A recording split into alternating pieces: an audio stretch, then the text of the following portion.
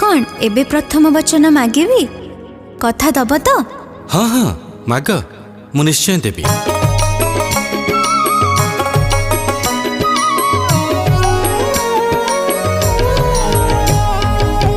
प्रथम वचन दिया हे भाभी पति, कथा देले दुहे हेबा पति और पत्नी। जेबे तुम तीर्थ व्रत करिण जीवा